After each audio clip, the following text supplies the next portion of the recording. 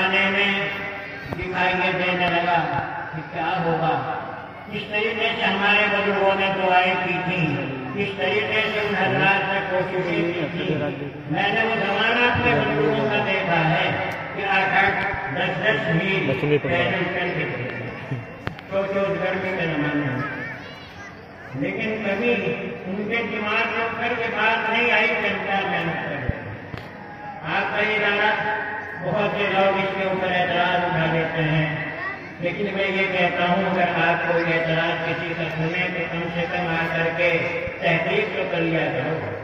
قرآن پاک یہ کہتا ہے وَاجْتَنِبُوا كَثِيرَ الظَّنِّ إِنَّ بَعْضَ الظَّنِّ إِثْمٌ. یہ جو بےہودہ گمان ہے ان سے اپنے کو بچاؤ, یہ قرآن پاک اعلان کر رہا ہے. بہت سے گمان ایسے ہوتے ہیں جو گناہ میں داخل ہیں اور ہم اسے گناہ نہیں سمجھتے. ہمارے اوپر جہاں سب سے بڑا حادثہ کرونا کا آیا, جس سے سب آمد ختم ہو گئی, طلبہ محروم ہو گئے, اساتذہ اپنی منزل چھوڑ کر کے ادھر ادھر بھاگ گئے, اس کے ساتھ ساتھ یہاں ہمارے اوپر بہت سارے ایسے الزام بھی لگے. میں یہ کہتا ہوں کہ ملک کے اندر آپ کو اگر مدرسے چلانے ہیں تو سوچنا پڑے گا کہ اس طریقے سے چلیں, کیونکہ اس وقت میں سمجھدار لوگ جانتے ہیں کہ اس وقت میں اقتدار کے اوپر بیٹھے ہوئے لوگوں کی مدارس کے بارے میں کیا ملا ہے. میں نے ہمیشہ یہ کوشش کی. آج علامہ صاحب نے جو مجھے یہاں بلایا اس کی مدت اگر گنو تو 52 سال ہو چکے ہیں, اور اس 52 سال کے زمانے میں حضرت علامہ صاحب اللہ ان کے قبر سے بھرے مجھے اس طریقے سے رکھا آپ نے کہ کسی چیز میں بھی انہوں نے مجھ سے کوئی راز نہیں چھپایا. ان کے پیسہ وغیرہ سب کچھ وہ برابر امتحان کے اندر کامیاب ہوتے رہے. حالات ہوتے ہیں زمانے کے, ہم نے یہ سوچا کل کو ہماری بھی آنکھیں بند ہو سکتی ہیں, ہم بھی دنیا سے اوجھل ہو سکتے ہیں, کیوں نہ مدرسے کی امانت اور مدرسے کے پیسے وغیرہ کے لیے ایسا انتظام کیا جائے کہ میرے جانے کے بعد میں میری اولاد اس کے اوپر وراثت کا دعویٰ نہ کرے. چنانچہ میں نے مدرسے کے نام سے بینک میں کھاتا کھلوایا. اس کے اوپر ایک ہنگامہ کھڑا ہو گیا. مولانا نے صاحب مدرسہ اپنے نام کر لیا, اپنے نام کر لیا. پورے گاؤں کے اندر ایک خبر پھیلا دیا, لیکن حقیقت کیا ہے؟ اصلیت یہ ہے کہ آج آپ کا اگر ایک پیسہ بھی آتا ہے تو وہ محفوظ ہے, اور مجھے اس بات کا یقین ہے کہ اس کے اوپر کوئی میرے بعد میں وراثت کا دعویٰ نہیں کر سکتا. یہ کیا ہے؟ آخر ایک جماعت ایسے ادارے کے اندر کیوں دخل اندازی کرنے لگی جس ادارے کی بنیادوں میں اپنے بڑوں کے خلاف ہے؟ ہم نہیں دیکھ رہے کہ یہاں ہمارے قریب میں ہمارے 3 وہ بزرگ یہاں پر تشریف فرما ہے. حضرت حافظ عبدالرزاق صاحب میرے استاد ہیں, میں نے ان سے قرآن پاک حفظ کیا ہے, میں نے ان کی امانت کو, ان کے اخلاص کو دیکھا ہے. حضرت علامہ صاحب نور اللہ مرقدہ سے کون واقف نہیں؟ آپ نے جو بھی کچھ محنتیں کی ہیں اس علاقے کے اندر وہ سب کے سامنے ہیں. حضرت حافظ اللہ صاحب ان کی بزرگی اور ان کے اخلاص کو کون نہیں جانتے؟ یہ تینوں بزرگ یہاں پر تشریف فرما ہے, اور تینوں بزرگوں کی زندگی میں نے بہت قریب سے دیکھی ہے. میں جانتا ہوں وہ بڑے مخلص, بڑے امانتدار قوم کے ہمدرد تھے. تو کیا یہ ادارہ اس لائق ہو گیا کہ اسے بدنام کیا جائے اور بغیر کسی وجہ کے, بغیر کسی بات جان کے ذرا سی ایک بات ہو گئی تو یہ شور مچایا گیا؟ کیا وہ تو مدرسے کا پیسہ چھپا لیا گیا, مدرسے کا پیسہ چھپا لیا گیا؟ کیا آپ لوگوں میں یہ سمجھداری نہیں کہ آپ آ کر کے حساب دیکھ لیں؟ اللہ کے فضل و کرم سے کبھی میرے اوپر کوئی یہ داغ نہیں آیا, ہمارے بڑوں نے, ہمارے بزرگوں نے کبھی یہ داغ نہیں رکھا کہ اس شخص کے اندر کوئی خیانت ہے. یہ اللہ کا کرم ہے اور اس کا احسان ہے. تو میں یہ درخواست کرتا ہوں آپ حضرات سے کہ اس قسم کی خبریں وہ لوگ نہ اڑائیں, اور اگر انہیں کوئی شک ہوتا ہے تو فوراً آئیں. دفتر کا دروازہ سب کے لیے کھلا ہے, اور آپ سے بھی میں درخواست کرتا ہوں کہ اس قسم کی باتیں اگر کوئی آپ تک پہنچاتا ہے تو ضرور اس کی تحقیق کرو. یہ اصل ہے یا ویسے ہی کچھ شراری لوگوں نے یہ فساد مچا دیا ہے؟ ورنہ تو بھائی آپ یہ سوچئے کہ ہمیں 3 نقصان اٹھانے پڑے۔ پہلا نقصان تو کورونا کے ہونے کی وجہ سے مدرسے کی آمد ختم ہو گئی۔ دوسرا نقصان ان افواہوں کا، ان افواہوں کی وجہ سے بہت سے بیچارے ایسے سیدھے سادے لوگ اپنے دل کے اندر جگہ بنا لیتے ہیں اور اس کا نقصان بھی ادارے کو اٹھانا پڑتا ہے۔ آپ ضرور اس کی تحقیق کریں، یہ سنی سنائی باتوں کے اوپر یقین کر لینا ہمارا دین، ہمارا مذہب اس کی اجازت نہیں دیتا۔ ابھی میں نے مختصر سا حساب ہے، کیونکہ گزشتہ سال تو اسی مہینے کے اندر آفت آ گئی، مدرسے سب بند ہو گئے، لیکن پھر بھی بعض حضرات ایسے مخلص ہیں جو کچھ نہ کچھ مدرسوں کی خدمت کرتے رہتے ہیں۔ پہلے تو یہ دیکھو کہ اس سال میں ہمیں کیا ملا۔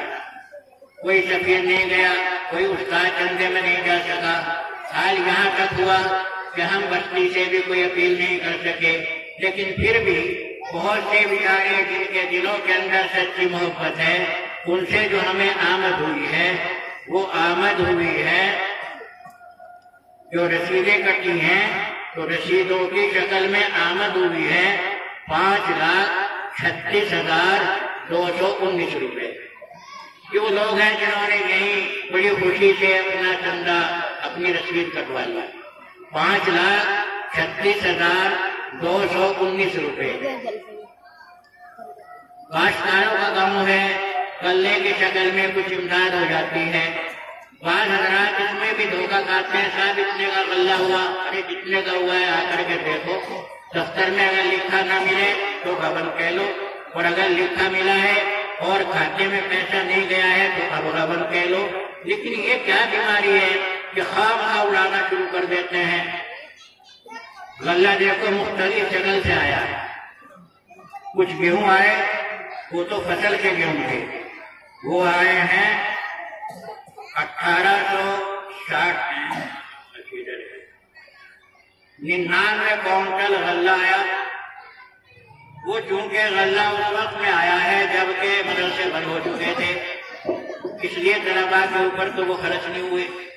وہ غلہ بیچا گیا 99 کونٹل 1860 روپے کونٹل کے بھاؤ میں، اور وہ ہوا ہے 1,84,139 روپے کا۔ یہ غلہ وہ ہے جو کہ فصل کی شکل میں آیا۔ کچھ غلہ ایسا ہے 3 کونٹل، اچھا یہ کچھ چاول آئے 3 کونٹل 95 کلو، یہ چاول بکے ہیں 1800 کے بھاؤ، یہ ہوئے ہیں 7,110 روپے کے۔ اس کے بعد میں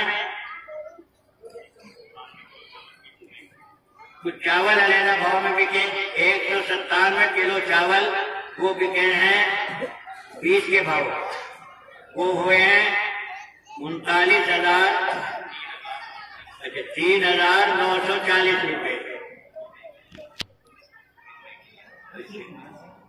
19 کونٹل 80 کلو گیہوں،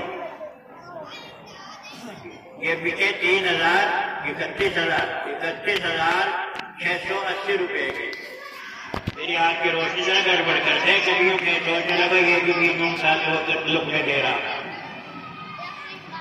میں تو ایسی حساب سنا میں بیٹھ گیا۔ یہ پیچھے جگہ پڑی ہے مدرسے کی، اس میں کچھ بچوں نے لہسن بو لیا، یہ 3 کلو لہسن 30 کلو لہسن یہ بکا 2100 روپے کا۔ یہ چیزیں تو وہ ہیں جو بکی، اور نقد کی شکل میں آپ کے سامنے آ گیا 5,36,219 روپے۔ اب اس ساری رقم کو جوڑ دو، یہ کتنی رقم آپ کے پاس آئی؟ یہ ہے جی 7,65,188 روپے۔ یہ اس سال کا حساب ہے جس سال کے اندر مدرسہ بن رہا، یعنی پورا ہی سال گزر گیا، اس سے اور کوئی سفیر نہیں گیا، کوئی استاد نہیں گیا۔ یہ کچھ ہے گزشتہ رمضان گزرا، رمضان کے اندر جو ایسے لوگ ہیں خالی جو مدرسے سے تعلق رکھتے ہیں ان کا نمبر منگوا لیا اور انہوں نے وہ پیسہ بینک کے کھاتے میں پہنچا دیا. یہ بھی اسی 5 لاکھ کے اندر آ چکا ہے. اب یہ پیسہ پھر خرچ کہاں ہوا؟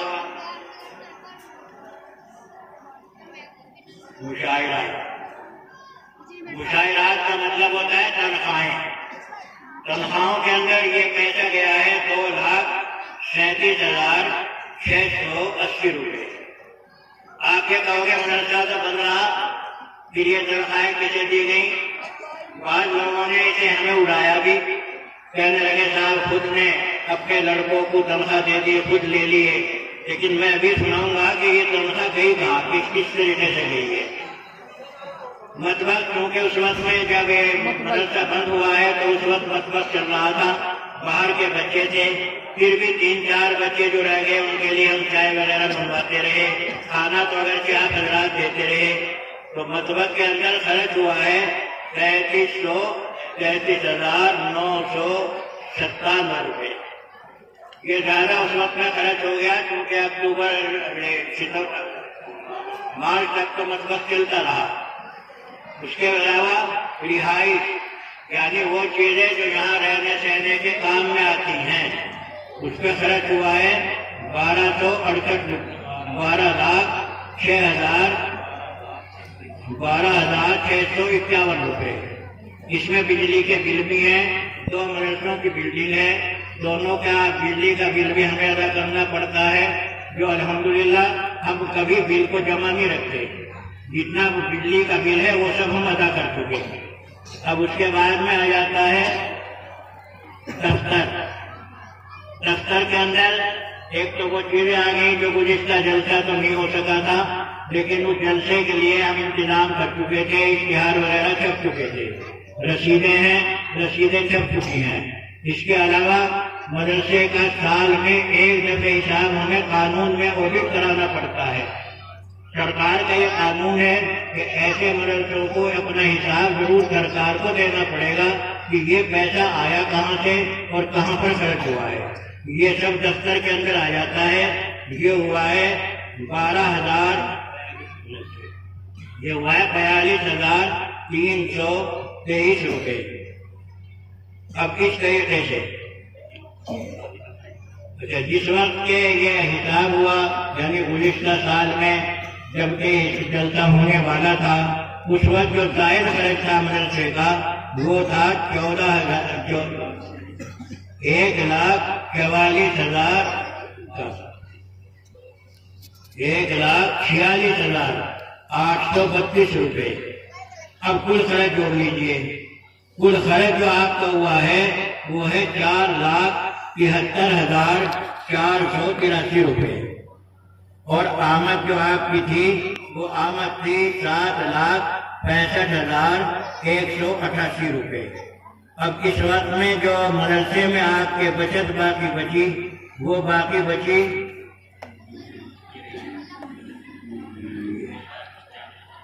2,91,738 روپے. یہ سال کا مکمل خرچ نکالنے کے بعد میں یہ رقم آپ کے مدرسے میں بچی. ہم نے یہ ارادہ کیا، اب تک تو ہم یہ سوچتے رہے کہ برابر میں یہ مسجد ہے، یہ مسجد بھی آباد رہنی چاہیے، مدرسے کے طلباء اس میں نماز پڑھتے رہیں گے. لیکن ضرورت زیادہ پیش آئی کیونکہ مدرسوں کے اندر وہ طلباء بھی ہوتے ہیں جو قرآن پاک حفظ کرتے ہیں اور وہ طلباء بھی رہتے ہیں جو اپنی عربی فارسی کی کتابیں دیکھتے ہیں. اس لیے مدرسے کی جو مسجد ہوتی ہے اس کے وقت علیحدہ ہی رہتے ہیں. محلے والے اپنے وقت کے اوپر نماز پڑھ لیتے ہیں. یہ طلباء جو ہیں اس طریقے سے رہ جاتے ہیں کہ وہ وہاں نماز پڑھیں تو بس تعلیم کا وقت گیا. تو اس لیے اب کہ ہم نے ارادہ کیا کہ ہم مدرسے میں ایک مسجد ضرور تعمیر کرا دیں. اس میں آپ کی مدد کی بہت سخت ضرورت ہے کیونکہ باہر سے جو مسجد بنانے والی ٹیمیں ہیں وہ بہت کم پیسہ لیتی ہیں. زیادہ پیسہ جو ہے وہ آپ کو اپنے پاس ہی لگانا پڑتا ہے. اس کے لیے ہم نے بنیاد کے لیے 12,000 بلی اینٹیں جنواڑے سے منگوائی. اور 300 روپے کرائے کا حساب دیا، تو اس طریقے سے وہ 36,000 روپے اس میں سے وہ انٹوں میں چلے گئے جو حساب میں نہیں آیا۔ پھر ابھی جو بل کا مطالبہ آ گیا تھا، ہم نے یہ بل بھی بعد میں ادا کرا۔ اس طریقے سے اس رقم میں سے تقریباً 40,000 روپے ادھر خرچ ہو گئے۔ تو اب آپ کو سوچ لیجئے کہ آپ کے پاس میں بچا کیا۔ اچھا، کچھ لوگوں نے ہمیں یہ اڑایا، صاحب یہ تنخواہوں میں کہاں پیسہ چلا گیا، ذرا میں نے بھی حساب چھٹوایا کہ کس طریقے سے کہاں یہ تنخواہیں ہماری گئی ہیں، اور آخر یہ لوگ جو خواہ ہنگامے مچاتے ہیں، شور مچاتے ہیں، کم سے کم آ کر کے یہ دفتر کو تو دیکھ لیا کریں کہ تنخواہ گئی ہے کہاں۔ دیکھنے میں تو آپ کو یہ 2 لاکھ روپے معلوم ہوئے۔ اب اس میں آپ دیکھیے، ایک تو وہ مہینہ ہے جس مہینے کے اندر یہ جلسہ ہونا تھا، اس مہینے کے اندر تو ہم نے پورے عملے کو تنخواہ دی۔ پورے عملے کی جو تنخواہ ایک مہینے میں تھی وہ 1,16,800 روپے، یہ ایک مہینے کی تنخواہ ہے۔ اس میں جتنے بھی استاد تھے سب کو تنخواہ دی گئی۔ اس کے بعد میں پھر دوسرا مہینہ آ گیا۔ دوسرا مہینہ جو آ رہا ہے، یہ کون سا مہینہ آ گیا؟ چاند کے حساب سے یہ مہینہ آ گیا شعبان۔ شعبان کے مہینے میں کوئی اور استاد کو تنخواہ نہیں دی گئی، صرف مولوی عبدالباقی صاحب کو مدرسے کی حفاظت کے لیے 24 گھنٹے ہم نے رکھا ہے، کیونکہ یہاں طلبا یا اسی طریقے سے آوارہ لڑکے بہت نقصان مدرسے کی بلڈنگ کو کر دیتے، انہیں ہم برابر تنخواہ دیتے رہے۔ اس مہینے کے اندر صرف ایک مولوی عبدالباقی کو تنخواہ دی گئی۔ باقی آگے آ گیا رمضان کا مہینہ۔ رمضان کے مہینے میں چونکہ کچھ اور 1-2 استادوں نے بھی خدمت کی ہے مدرسے میں، تو لہذا اس مہینے کے اندر مولوی عبدالباقی، حافظ غلام محمد اور قاری محمد عابد صاحب اور حافظ محمد عابد، صرف 3 حضرات کو ہم نے تنخواہ دی، بغیر کسی استاد کو کوئی اور تنخواہ نہیں ملی۔ اور اس کے بعد میں آ گیا ہے پھر شوال کا مہینہ، یعنی عید کا مہینہ جو آتا ہے، اس میں کوئی استاد اور میراث نہ کوئی مدرسے کا کام ہوا، صرف مولوی عبدالباقی کو تنخواہ دی گئی۔ اس کے بعد میں آ گیا پھر ذی قاعدہ کے مہینے میں بھی کوئی اور کام مدرسے کا نہیں ہوا، صرف مولوی عبدالباقی صاحب جو پہرے دار تھے یہاں انہیں ہم نے تنخواہ دی۔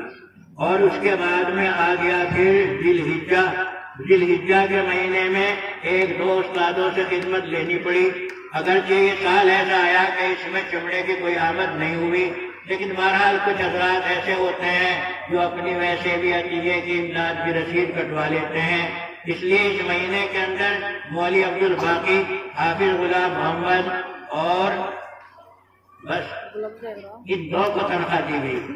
اب آ جائیے اس کے بعد میں مہینہ آ گیا ہے محرم کا۔ محرم کے مہینے میں سوائے مولوی عبدالباقی کے کسی کو تنخواہ نہیں ملی۔ اس کے بعد آ گیا ہے پھر سفر المظفر، سفر کے مہینے میں بھی صرف مولوی عبدالباقی۔ اس کے بعد میں آ گیا ہے پھر ربیع الاول کے مہینے میں بھی صرف مولوی عبدالباقی۔ ربیع الثانی کے مہینے میں بھی صرف یہی۔ اور پھر اس کے بعد آ گیا ہے جمادی الاولیٰ کے مہینے میں کچھ اور تھوڑا سا کام مدرسے کا ہوا، اس لیے حافظ عاقل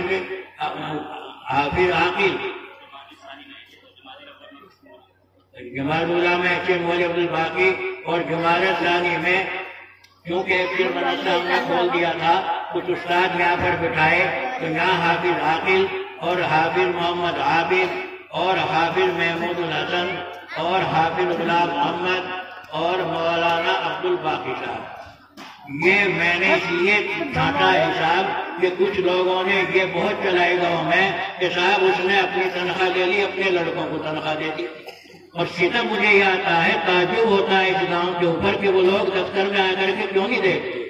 یہ اس قسم کے فتنے پھیلانے والے لوگ وہ میرے نہیں مدرسے کی دشمنی کر رہے ہیں، گویا کہ مدرسے کی طرف سے لوگوں کو بدتر کر رہے ہیں، حالانکہ اللہ کا فضل ہے اس مدرسے جیسی امانت داری حافظ عبدالرزاق صاحب کے زمانے سے شاید کسی اور مدرسے میں نہ ملے۔ یہ اسی زمانے کی بات ہے جس زمانے میں آپ نے بنیاد رکھی تھی، اور مجھے معلوم ہے کہ حافظ عبدالرزاق صاحب کی امانت داری اتنی بڑی امانت داری تھی کہ انہوں نے مدرسے کے پیسے کے لیے ایک تھیلی سلوا رکھی تھی، جو پیسہ آتا اسی میں وہ ڈال دیتے، کیونکہ آپ حساب میں ذرا کمزور تھے، لکھنا پڑھنا کمزور تھا۔ علامہ صاحب یہاں آ گئے تو پھر علامہ صاحب سے حساب چڑھوانے لگے، لیکن اگر کبھی 1 روپے کا فرق آ گیا، کم ہو گیا یا زیادہ ہو گیا، تو ہمارے حافظ عبدالرزاق صاحب مرحوم اس رجسٹر کو اٹھا کر کے جلال آباد حضرت جی کے پاس لے جاتے اور پھر ان سے حساب کٹواتے۔ اتنے امانت دار یہ ہمارے مطلوب ہوئے ہیں، تو اس ایسے ادارے کو بھی یہ بدنام کرنا کیا مقصد ہے آخر ان کا؟ کیا چاہتے ہیں یہ؟ آئیے دیکھو دفتر کھلا ہے، حساب یہ مدرسہ آپ کا نہیں، یہ پوری مسلم قوم کی امانت ہے، پوری مسلم قوم کی۔ نہ اسے محلوں کے اوپر تقسیم کیجیے، نہ اسے گاؤں کے اوپر تقسیم کیجیے۔ اس ادارے کی حفاظت پوری مسلم قوم اور پوری برادری کی ذمہ داری آتی ہے، کیونکہ یہیں سے تو یہ فیض نکلا ہے اور یہیں سے یہ فیض نکل کر کے لوگوں کو اب تک فائدہ پہنچا رہا ہے۔ کتنے ایسے گاؤں ہیں، کتنی ایسی بستیاں ہیں کہ یہاں کے تعلیم یافتہ حضرات آج بھی وہاں بچوں کو تعلیم دے رہے ہیں۔ یہ چند باتیں میں نے عرض کی ہیں، اور پھر آپ کو ایک درخواست وہی کر رہا ہوں جو صبح کی تھی کہ بھئی بہت کچھ حکومت کی طرف سے سختیاں آنی شروع ہو گئی ہیں۔ یہ تو آپ کا گاؤں ہے، اس گاؤں کے اندر چونکہ ہم بیچ میں بیٹھے ہیں، کچھ ہمارے قریبی پڑوسی جو پولیس کی شکل میں ہیں وہ بھی کچھ رعایت کر دیتے ہیں، ورنہ بھائی قانون یہ آ چکا ہے کہ رات کے 10 بجے کے بعد کوئی مائک نہ چلے، اور یہ بھی جو ہم اتنے بیٹھے ہیں یہ بھی ہم قانون کے خلاف ہی کر رہے ہیں۔ اس لیے میں یہ درخواست کرتا ہوں کہ اب یہ نشست پوری ہو جائے گی، اس کے بعد میں عشاء کے بعد بہت جلدی بیٹھو اور جو مدرسے کی ضرورتیں ہیں اسے پوری کرو، دین کی باتیں سنو۔ ماشاءاللہ 3-4 عالم رات کے وقت بھی تشریف لائیں گے۔ اب اس وقت تو ہمارے درمیان میں مولانا راشد صاحب جو مبلغ دارالعلوم دیوبند کے وہ تشریف فرمائیں، مولانا راشد صاحب جو مبلغ دارالعلوم دیوبند کے وہ تشریف فرمائیں۔ پہلے ان بچوں کے سروں پر دستار ہوگی جن بچوں نے قرآن پاک حفظ کیا ہے۔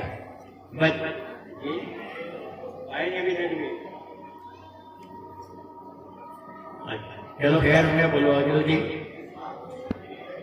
گزشتہ سال جو تھے اب تک ہمارے پاس حافظ بنے تھے 7 میں، اور وہ بھی دور کے اذان کرتے گھر سے اب تک نکلے تھے۔ بتاؤ کیا ہے یہ؟ ہر چیز کو رواج میں کیوں لا رہے ہو؟ یہ تو دین ہے، دین کو رواج میں مت لاؤ۔ یہ ہمارے معزز مولانا محمد الیاس صاحب، اللہ انہیں صحت تندرستی کے ساتھ زیادہ سے زیادہ زندگی دے، اپنے والد محترم یعنی حضرت علامہ نور اللہ مرقدہ کے ایثار ثواب کے لیے انہوں نے آپ کے مدرسے میں 500 روپے عنایت فرمائے ہیں۔ اللہ تعالیٰ آپ کو جنت الفردوس میں اعلیٰ مقام عطا فرمائے۔